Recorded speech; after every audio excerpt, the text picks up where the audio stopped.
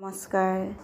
আজি মহাভাৰত ক্ৰমশ পাঠত শুনাবলৈ লৈছোঁ একাদশ অধ্যায় কৰ্ণ। পাণ্ডৱ আৰু কৌৰৱ ৰাজকুমাৰসকলে অস্ত্ৰশিক্ষা লাভ কৰিছিল প্ৰথমতে গুৰু কৃপাচাৰ্যৰ পৰা আৰু পিছলৈ দ্ৰোণৰ পৰা। বহুদিন প্ৰশিক্ষণ আৰু অনুশীলনৰ পাছত এদিন কুমাৰসকলৰ অস্ত্ৰবিদ্যাৰ পাৰদৰ্শিতাৰ প্ৰদৰ্শনী আৰু পৰীক্ষা পতা হ'ল। নিৰ্দিষ্ট দিনত ৰাজবংশৰ সকলো সদস্যৰ সন্মুখত কুমাৰসকলে নিজৰ অস্ত্ৰ পৰীক্ষা দিব। সেই উপলক্ষে প্ৰজাসকলকো আমন্ত্ৰণ জনোৱা হৈছিল।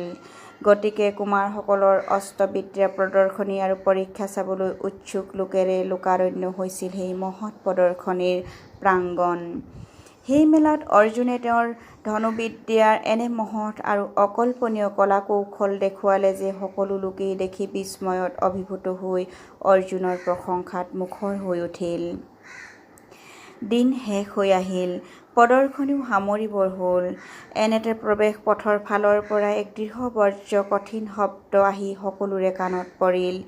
সেই শব্দ সমকক্ষ যোদ্ধাই ৰণৰ বাবে প্ৰতিপক্ষক হাতে হাতে চাপৰ মাৰি জনোৱা প্ৰত্যাহ্বানৰ শব্দ। সমবেত সকলোজনে চকু সেইফালে গ'ল। আটাইয়ে দেখিলে যে এজন দেৱকুমাৰ যেন তেজস্বী যুৱক ৰণভূমিত প্ৰৱেশ কৰিছেহি। তেওঁ তেজোৰাশি আৰু শক্তিদীপ্ত চেহেৰা আৰু খোজকাটল দেখিয়েই সকলোৰে সম্ভ্ৰমেৰে বাট এৰি একাষৰীয়া হৈ থিয় হৈছিল। তেওঁ গাৰ পৰা জ্যোতি আৰু শক্তি বিচ্ছুৰিত হৈ চৌদিশ উজ্জ্বল কৰিছিল। এনে যেন লাগিল সকলোৰে ধীৰ গম্ভীৰ খোজেৰে সগৌৰৱে সেই অচিন যুৱক আহি ৰণভূমিত প্ৰৱেশ কৰিলেহি। দ্ৰোণ আৰু কৃপাৰ প্ৰতি হেলাভৰে সামান্য সন্মান প্ৰদৰ্শন কৰি নমস্কাৰ কৰিলে আৰু অৰ্জুনৰ সন্মুখত থিয় হ'লগৈ। এইদৰে পৰস্পৰৰ অজ্ঞাতে শিৰে শিৰে একেই ৰক্ত প্ৰবাহিত হৈ থকা সত্ত্বেও একেই মাতৃৰ সন্তান দুই ভাই নিয়তিৰ কুটিল গতিত পষ প্ৰতিপষ হৈ থিয় হ'ল, কাৰণ এই অচিন আগন্তুক যুৱক আছিল কৰ্ণ। কৰ্ণই মেঘৰ গৰ্জনৰ দৰে গুৰু গম্ভীৰ স্বৰত অৰ্জুনক ক'লে, অৰ্জুন, তুমি যিমানবোৰ অস্ত্ৰ কৌশল দেখুৱালা তাতকৈ বেছি কৌশল দেখুৱাব পাৰোঁ। দ্ৰোণে অনুমতি দিলত যুদ্ধপ্ৰিয় কৰ্ণই তেতিয়াই অৰ্জুনে দেখুৱাৰ প্ৰতি অস্ত্ৰক্ৰিয়া অবিকল একেধৰণে কৰি দেখুৱালে অনায়াসে হেলাভৰে। যেন সেইবোৰ কোনো কথাই নহয়। দুৰ্যোধনৰ আনন্দ চাই কোনে? এই অপৰিচিত বীৰৰ এনে পৰাক্ৰম দেখি দুৰ্যোধনে আনন্দত আত্মহাৰা হৈ কৰ্ণক সাৱটি ধৰিলেগৈ। তেওঁ ক'বলৈ ধৰিলে, স্বাগতম স্বাগতম হে মহাবাহু কৰ্ণ। মই আৰু আমাৰ এই সমগ্ৰ কুৰু ৰাজ্য আপোনাৰ নিজৰ বুলি গণ্য কৰক। আমাৰ সৌভাগ্যহে আপোনাক আমাৰ মাজলৈ পঠাইছে। কৰ্ণই ক'লে, হে কুৰুপতি, মই কৰ্ণই আপোনাৰ ওচৰত কৃতজ্ঞ। মোৰ মাত্ৰ দুটি বাঞ্ছা আছে। এটা হৈছে আপোনাৰ স্নেহ, আনটো হৈছে পাৰ্থৰ লগত দ্বন্দ্বযুদ্ধ কৰাৰ অনুমতি। দুৰ্যোধনে কৰ্ণক আলিংগন কৰি ক'লে, মোৰ সমগ্ৰ সম্পদ আজিৰ পৰা তুমি সহভোক্তা হ'লা। দুৰ্যোধনৰ অন্তৰৰ কৰ্ণৰ প্ৰতি স্নেহেৰে উপচি পৰোঁতে অৰ্জুনৰ অন্তৰ কিন্তু ক্ৰোধেৰে পৰিপূৰ্ণ হৈছিল। অৰ্জুনে বৰ অপমান বোধ কৰিছিল। কৌৰৱ ৰাজকুমাৰসকলৰ দ্বাৰা পৰিবেষ্ট হৈ উন্নত গিৰিশৃংগৰ দৰে থিয় হৈ গৰ্ভভৰে থিয় হৈ থকা কৰ্ণৰ ফালে জ্বলন্ত দৃষ্টিৰে চাই পঠালে অৰ্জুনে। কৰ্ণ, এতিয়াই মোৰ হাতত নিধন হৈ তুমি নৰকলৈ যাব পাৰিবা। তোমাৰ দৰে অনাহুতভাৱে এনে ঠাইত প্ৰৱেশ কৰি বৰ বৰ কথা কোৱা লোকৰ বাবে নৰকেই উপযুক্ত স্থান। কৰ্ণই তাচ্ছিল্যৰ হাঁহি মাৰি ক'লে, এই ৰংগভূমি সকলোৰে বাবে উন্মুক্ত অৰ্জুন। ইয়াত যে কেৱল তোমাৰহে প্ৰৱেশ অধিকাৰ আছে সেই কথা নহয়। শক্তিয়েই সম্পদ আৰু ক্ষমতাৰ গৰাকী। শক্তিয়েই যোগ্যতাৰ পৰিচায়ক। কিন্তু এইবোৰ অযথা বাক্য ব্যয়ৰ কি প্ৰয়োজন? উদ্ধত বচন দুৰ্বলৰহে অস্ত্ৰ। বাক্যৰ সলনি ধনুবাণৰ বেছি আদৰণীয়। এইদৰে প্ৰত্যাহ্বান পাই অৰ্জুনে দ্ৰোণৰ অনুমতিক্ৰমে নিজৰ ভাতৃবৰ্গক আলিংগন কৰি বিদায় লৈ অস্ত্ৰ ধাৰণ কৰি দ্বন্দ্বযুদ্ধৰ সষ্টম হৈ থিয় হ'ল। কৰ্ণয়ো কৌৰৱ ৰাজপুত্ৰগণৰ পৰা বিদায় লৈ অস্ত্ৰলৈ অৰ্জুনৰ মুখামুখি হ'ল। অৰ্জুন আৰু কৰ্ণই সমুখ যুদ্ধত প্ৰবৃত্ত হ'বৰ উপক্ৰম কৰোঁতে তেওঁলোকৰ দুই স্বৰ্গীয় দেৱতা পিতৃ বজ্ৰপাণি দেৱৰাজ ইন্দ্ৰ আৰু অনন্ত জ্যোতিষ্ময় সূৰ্য দুয়ো নিজৰ নিজৰ পুত্ৰক উৎসাহ দিবলৈহে যেন সশৰীৰে আকাশমাৰ্গত অৱস্থান ল'লে। কুন্তীদেৱীয়ে কৰ্ণক দেখিয়েই তেওঁৰ প্ৰথম সন্তান বুলি তৎক্ষণাৎ চিনিব পাৰি মূৰ্ছা গৈছিল। বিদুৰৰ আদেশত পৰিচাৰিকাহঁতে শুশ্ৰূষা কৰি তেওঁৰ চেতনা ঘূৰাই আনিলে। কুন্তীয়ে নিজৰ দুই সন্তানৰ মাজত এই সৰ্বাংগীন যুদ্ধৰ উপক্ৰম দেখি হতবুদ্ধি হ'ল। দুয়ো বীৰে ৰণৰ উদ্যোগ কৰোঁতেই ৰণনীতিৰ সুৰপণ্ডিত কৃপাচাৰ্যই দুয়োৰে মাজত সোমাই কৰ্ণক সম্বোধন কৰি ক'লে, কৰ্ণ, মহাবীৰ অৰ্জুন পৃথা আৰু পাণ্ডুৰ সন্তান, বিখ্যাত কুৰু ৰাজবংশৰ অলংকাৰস্বৰূপ। হে মহাবাহু কৰ্ণ, তুমি তোমাৰ পূৰ্ণ পৰিচয় সমাজৰ আগত ঘোষণা কৰা। কোন তোমাৰ পিতৃ-মাতৃ আৰু কোন মহান বংশৰ কুলত কুলতিলক তুমি? তোমাৰ বংশ নাম-ধাম নজনাকৈয়ে পাৰ্থই তোমাৰ লগত যুদ্ধ কৰিব নোৱাৰে, কাৰণ উচ্চ বংশজাত কোনো ৰাজপুত্ৰই অপৰিচিত যুদ্ধ ব্যৱসায়ীৰ লগত দ্বন্দ্বযুদ্ধত লিপ্ত হোৱাৰ নিয়ম নাই।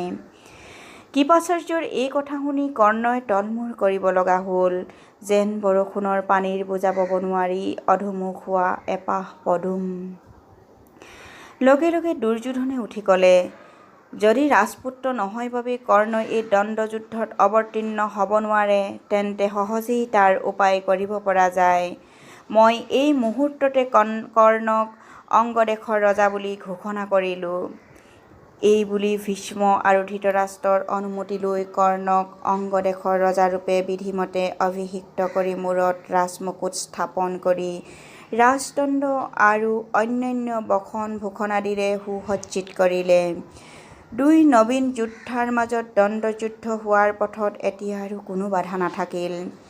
দুয়ো পৰস্পৰৰ প্ৰতি আক্ৰমণৰ বাবে উদ্ধত হওঁতেই কিন্তু তাত প্ৰৱেশ কৰিলেহি কৰ্ণৰ পালক পিতা সাৰথি অধিৰথ। ৰথৰ সাৰথিৰ কাম কৰা বৃদ্ধ অধিৰথে লাখুটিত ভেজা দি ভয়ত কঁপি কঁপি ৰংগভূমিত প্ৰৱেশ কৰি পালিত পুত্ৰ কৰ্ণৰ ওচৰ চাপিলেহি। অধিৰথক দেখা পোৱাৰ লগে লগে সদ্য অভিষিক্ত অংগৰাজ কৰ্ণই পিতৃক প্ৰণাম কৰিলে মুকুটমণ্ডিত শিৰ অৱনত কৰি গভীৰ স্নেহ আৰু শ্ৰদ্ধাৰে। বৃদ্ধ অধিৰথে পুত্ৰ বুলি কৰ্ণক জীৰ্ণশীৰ্ণ দুই হাতেৰে সাৱটি ধৰি আনন্দত চকুৰ পানীৰে কৰ্ণৰ পবিত্ৰ অভিষেকৰ পানীৰে সিক্ত মস্তক আকৌ সিক্ত কৰি তুলিলে। এই দৃশ্য দেখি ভীমে হাঁহি খলক লগালে। ওহ, তুমি তেন্তে সাৰথি অধিৰথৰ পুত্ৰহে। তুমি তোমাৰ কুল ধৰ্ম অনুযায়ী হাতত চাবুক লৈ অশ্বচালনা কৰিবগৈহে লাগে। তুমিতো অৰ্জুনৰ হাতত মৰিবৰ নায়ক নোহোৱা, অংগদেশৰ ৰজা হ'বৰ নায়কতো নোহোৱাই। এনে মৰ্মান্তিক বচন শুনি কৰ্ণৰ ওষ্ঠাধৰ যন্ত্ৰণাত কঁপি উঠিল। তেওঁ অস্তাচলৰ সূৰ্যৰ ফালে দৃষ্টি দি হুমুনিয়াহ কাঢ়িলে মাথোন, কিন্তু দুৰ্যোধনে উচ্চ কণ্ঠে ক্ৰোধস্বৰে প্ৰতিবাদ কৰি উঠিল। তুমি তেনে কথা কোৱা উচিত হোৱা নাই বিকুদৰ। ক্ষত্ৰিয়ৰ সম্পূৰ্ণ পৰিচয় পৰাক্ৰমত। মহাপৰাক্ৰমী বীৰৰ জন্ম বৃত্তান্ত খুচৰিবলৈ যোৱা আৰু বুৱতী মহানদীৰ উৎস বিচৰা সমানেই নিৰৰ্থক। মই জন্মসূত্ৰে হীন, কিন্তু মহা মহা পুৰুষৰ হাজাৰ উদাহৰণ তোমাৰ আগত দিব পাৰোঁ। এইজন সৌজ্যাশালী মহাবাহু যোদ্ধালৈ চোৱা, দেৱতাৰ দৰে জ্যোতিষ্মান আৰু মৰ্যদাদীপ্ত। চোৱা তেওঁৰ কৱচ কুণ্ডল, তেওঁৰ অতুলনীয় অস্ত্ৰ নৈপুণ্যলৈ লক্ষ্য কৰা। তেওঁৰ কেওফালে কোনো এক ৰহস্য নিশ্চয় আছেই। তোমাৰ জন্ম সম্বন্ধেও অনেক প্ৰশ্ন মানুহে কৰে, কিন্তু মৃগৰ গৰ্ভৰ পৰা শাৰ্দূলৰ জন্ম নহয়, তেওঁৰ অংগদেশৰ অধিপতি হোৱাৰ যোগ্য নহয় বুলি তুমি কৈছা। মই কৈছোঁ তেওঁ সমস্ত জগতৰ অধিপতি হোৱাৰো যোগ্য। উদাৰ ক্ৰোধত দুৰ্যোধনে কৰ্ণক নিজৰ ৰথত তুলি লৈ ৰংগভূমি ত্যাগ কৰি গুচি গ'ল। বেলি মাৰ গ'ল। হুৰমুৰ কৰি সমবেত দৰ্শকসকলো ঘৰাঘৰি গ'লগৈ। জুম বান্ধি বান্ধি মানুহবোৰে আলোক স্তম্ভৰ তলত গোট খাই ডাঙৰ ডাঙৰকৈ কথা কৈছিল।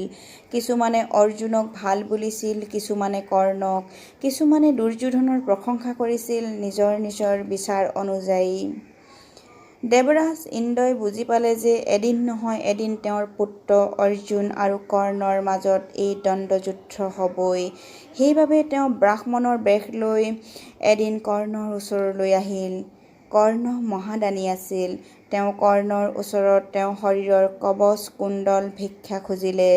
সূৰ্য দেৱতাই কৰ্ণক বহুত আগতেই সপোনত দেখা দি সতৰ্ক কৰি দিছিল ইন্দ্ৰই তেওঁক এই দান বিচাৰি ছলনা কৰিবলৈ যত্ন কৰিব। কৰ্ণই ইন্দ্ৰৰ ছলনা বুলি বুজিব পাৰিলেও ভিক্ষুকক নিৰাশ কৰিবলৈ তেওঁৰ হত নগ'ল। নিজৰ চিৰকলীয়া দানশীলতাৰ অভ্যাস অনুযায়ী তেওঁ যি কৱচ কুণ্ডল লৈ জন্মগ্ৰহণ কৰিছিল, সেই কৱচ কুণ্ডল নিজ হাতে কাটি ব্ৰাহ্মণৰূপী ইন্দ্ৰক দান কৰিলে। কৰ্ণৰ এই অকল্পনীয় দানশীলতা দেখি বিস্ময় আৰু আনন্দত অভিভূত হ'ল ইন্দ্ৰ। তেওঁ কৰ্ণৰ দান গ্ৰহণ কৰিলে, কিন্তু কৰ্ণৰ উদাৰতাত লজ্জিত হৈ নিজেও উদাৰভাৱে কৰ্ণক অভীষ্ট বৰ প্ৰাৰ্থনা কৰিবলৈ ক'লে। কৰ্ণই লগে লগে ক'লে, হে প্ৰভু, দিয়ে যদি মোক আপোনাৰ শক্তি অস্ত্ৰ দান কৰক, যাৰ দ্বাৰা শত্ৰু নিধন কৰিব পাৰিম। ইন্দ্ৰই শক্তি অস্ত্ৰ দান কৰিলে, কিন্তু লগে লগে এক চৰ্ত বান্ধি দিলে। তুমি এই শক্তিৰে মাত্ৰ এজন শত্ৰু বধ কৰিব পাৰিবা।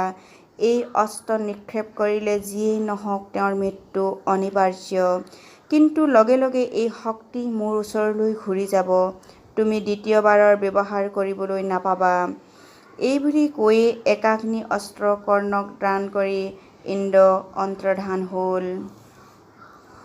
কৰ্ণই পৰশুৰামৰ ওচৰলৈ নিজকে ব্ৰাহ্মণ বুলি পৰিচয় দি তেওঁৰ শিষ্যত্ব লাভ কৰিলে। পৰশুৰামে ব্ৰাহ্মণৰ বাহিৰে আনক শিষ্যৰূপে গ্ৰহণ নকৰে। কৰ্ণই পৰশুৰামৰ পৰা ব্ৰহ্মাস্ত্ৰ লাভ কৰিলে। এদিন পৰশুৰামে তেওঁৰ শিষ্য কৰ্ণৰ কোলাতে মূৰ দি শুলে। পৰশুৰাম গভীৰ নিদ্ৰাত থাকোঁতে এটা বজ্ৰকীট আহি কৰ্ণৰ উৰুত কামুৰি ধৰি ৰুকি ৰুকি ভিতৰ সোমাল। কিন্তু লৰচৰ কৰিলে জানোচা গুৰুৰ নিদ্ৰাভংগ হয়, সেইবুলি ভাবি বজ্ৰকীটৰ ভয়ানক যান্ত্ৰণাও সহ্য কৰি কৰ্ণই লৰচৰ নকৰাকৈ স্থিৰ হৈ বহি থাকিল। এসময়ত পৰশুৰামৰ টোপনি ভাঙিল। তেওঁ কৰ্ণৰ উৰুৰ পৰা ধাৰাসাৰে তেজ বৈ থকা দেখি বজ্ৰকীটৰ আক্ৰমণৰ বিষয়ে জানিব পাৰিলে। তেওঁ বিস্ময়ত হৈ কৰ্ণক ক'লে, বৎস, তুমি নিশ্চয় ব্ৰাহ্মণ নোহোৱা, কাৰণ একমাত্ৰ ক্ষত্ৰিয়ইহে এনে ভয়ংকৰ শাৰীৰিক যান্ত্ৰণা সহ্য কৰি স্থিৰ হৈ থাকিব পাৰে। সঁচা কথা কোৱা, তুমি কোন? কৰ্ণই স্বীকাৰ কৰিলে যে তেওঁ ব্ৰাহ্মণ নহয়, আচলতে তেওঁ এজন সাৰথীৰ পুত্ৰহে। পৰশুৰামে খঙত অভিশাপ দিলে, যিহেতু তুমি তোমাৰ গুৰুকে প্ৰবঞ্চনা কৰিলা, গতিকে যি ব্ৰহ্মাস্ত্ৰ বিদ্যা মোৰ পৰা লাভ কৰিছা, সেই ব্ৰহ্মাস্ত্ৰ মন্ত্ৰ প্ৰয়োজনীয় সময়ত তুমি বিস্মৃত হ'বা, ব্ৰহ্মাস্ত্ৰ কামত লগাব নোৱাৰিবা। পৰশুৰামৰ এই অভিশাপৰ ফলতে অৰ্জুনৰ লগত তেওঁৰ শেষ যুদ্ধৰ সংকটপূৰ্ণ মুহূৰ্তত কৰ্ণই ব্ৰহ্মাস্ত্ৰ প্ৰয়োগ কৰিবলৈ লৈও তাৰ মন্ত্ৰখিনি মনত পেলাব নোৱাৰিলে। কৰ্ণ দুৰ্যোধনৰ অতি অনুগত বিশ্বাসী বন্ধু আছিল। শেষ নিশ্বাস পেলোৱালৈকে তেওঁৰ পৰম উপকাৰী কৌৰৱ পক্ষৰ লগত সুখে দুখে একেলগে থাকিল। মহাভাৰতৰ যুদ্ধত ভীষ্ম আৰু দ্ৰোণৰ মৃত্যুৰ পিছত কৌৰৱ বাহিনীৰ সেনাপতি হৈ দুদিন মহাবিক্ৰমেৰে কৰ্ণই যুদ্ধ কৰিছিল। তাৰ পাছত অৰ্জুনৰ হতে ৰণত তেওঁৰ ৰথচক্ৰ মাটিত সোমাই গলত তেওঁৰ ৰথ নচলা হ'ল। সেই সংকটকালতে অৰ্জুনে কৰ্ণক বধ কৰিলে। কুন্তি দুখৰ সাগৰত বুৰ গ'ল। সেই দুখৰ কথা যে তেওঁ কাকো ক'ব নোৱাৰিছিল, সেইবাবে তেওঁৰ অন্তৰত দুখৰ অগ্নি দুগুণ তাপেৰে জ্বলিবলৈ ধৰিলে। ধন্যবাদ।